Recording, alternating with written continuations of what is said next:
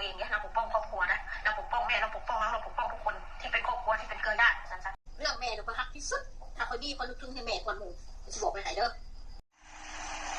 คนที่สั่งการให้คนอื่นมาขาคนก็คือยายหมอนบ่มีผู้ใดเด้อค่ะพี่น้อง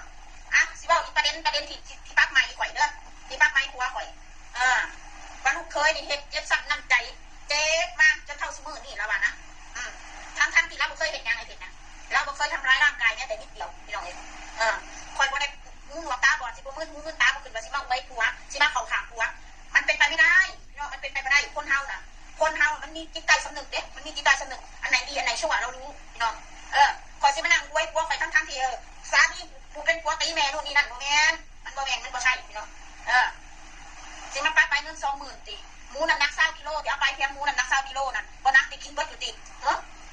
บ่อยู่บ่หมูน้ำหนัก20กิโลนั่นเราควรนึงสิที่เราจะไม่อันกินกับผู้ใดเหล่านั้นให้เท่าให้แก่นี่บ่ต้องเอิ้นมาเท่าแก่เจ้านั้นตาโคตรตาเข็ดยังของเจ้าบ่ต้องเอิ้นมาถ้าเจ้าต้องการเงินน้ำข่อยนั่นเด้อเจ้าบ่ต้องเอิ้นมานั่งเว้ากันคุยกันขอมันเป็นเรื่องเป็นราวปานนั้นขอบ่ได้คิดขอบ่อยากมีเรื่องแต่ว่าเจ้าต้องการเงินจากข่อยบ่โทรมาข่อยโอนแค่5นาที2นาทีเท่านั้นฮอดตัวเงินน่ะ20,000มันน้อยเอาไรบ่หันก็ได้บ่เป็นนางข่อยมีให้อยู่เป็นไรบ่หันข่อยก็มีให้อันนี้บ่เล่าบ่รวยแล้วพี่น้องข่อยมีให้อีหลีข่อยมีให้อีหลีถ้าข่อยจะให้ยายหมอนนะข่อยบ่จำเป็นต้องให้เรามาไม้หาเรื่องมาไม้ปากข่อยนู่นนี่นั่นบ่ข่อยไม้ปากคือจะบ่จังได๋ข่อยสิบอกว่าให้ซะจะเอาได้ข่อยสิบอกว่าให้ซะจะเอาข่อยมาด่าเสียหายเป็นขามปีขามซาดเลยข่อยไม้ปากเจ้าขึ้นเจ้าบ่ย่านข่อยไม้ปากเจ้าติเจ้าคิดว่าเจ้าถือบ่เจ้าล่านคนอื่นไปทั่วน่ะยายหมอนบ่ผู้ใดสิว่าข่อยออกมาด่าแม่จะฟ้องได้อันนี้บ่แม่นแม่ข่อยซุมเจ้าได้ยินไหมบ่ได้ยินเลยเด้อได้อันนี้บ่แม่นแม่ข่อยแม่นอนติดเสื้อซักเงี้ยตายอยู่นี่ข่อยก็บ่ได้สะออนข่อยบ่ได้สนใจแล้วเจ้าก็สินั่งเบิ่งนั่นแหละไม่ต้องก็สินั่งเบิ่งกันนี่ผู้ใดสิว่าข่อยใจดำก็แล้วไป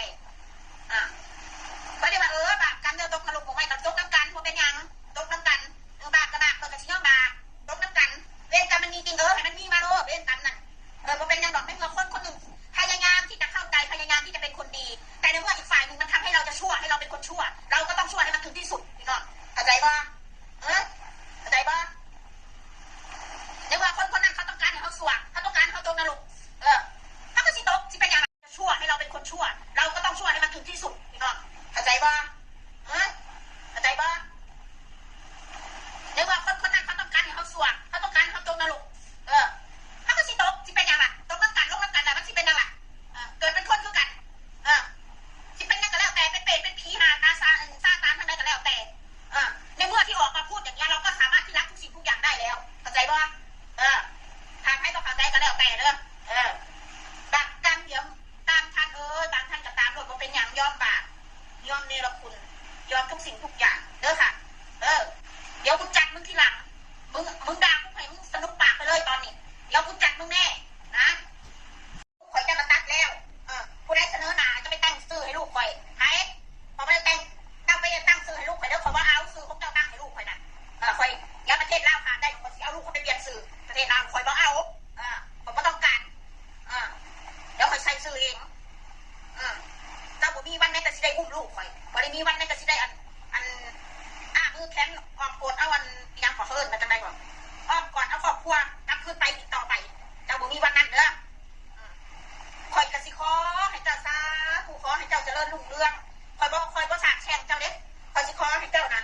มื้อนี้วันคำนี้ล่ะข่อยก็บ่ฮู้จักแนวสิว่าแล้วพี่น้องเอ้ยเอาเป็นว่ายายอันนี้บ่เป็นแม่ข่อยจบว่าสำนั้นเลยพี่น้องแต่ว่าข่อยบ่จบบ่จักเทื่อแล้วข่อยสิจบข่อยว่าแล้วข่อยสิจบข่อยรู้เรื่องข่อยนี่สติพอเด้อพี่น้องข่อยจบคือจบเรื่องยายหมอนนี่ข่อยจบแล้วเขาอยากได้รังแกเจ้าขออย่าให้เขาได้ทำร้ายจิตใจเจ้าอีกต่อไปขอให้เจ้าหักขอให้เขาหักเจ้าเด้ออีหล่านั่นขอให้มันหักเจ้าที่แท้จริงเด้อลูกกูว่าบ่เนรคุณน่ะด่าแม่นะมีแต่อีมีแต่มึงมีแต่กูพี่น้องจ้ะอีหล่าแต่ว่าอีมันเนรคุณน่ะแม้แต่คำก็ยังบ่มีพี่น้องมีแต่ไหนมันดีไหนมื้อนี้นั่นเฮาก็ป้องให้เว้าให้ตอนช่วงที่มาอยู่กับข่อยก็ย้อนว่าบ่มีลำบากบ่มีเงินลำบากเพราะหยังเพราะบักเบิ้ลลำบากเพราะบักเบิ้ลนี้มาระบายที่นี่พอมาอยู่ที่นี่เมื่อพุ่นกันมันอยู่กับอีมันลำบากอีมัน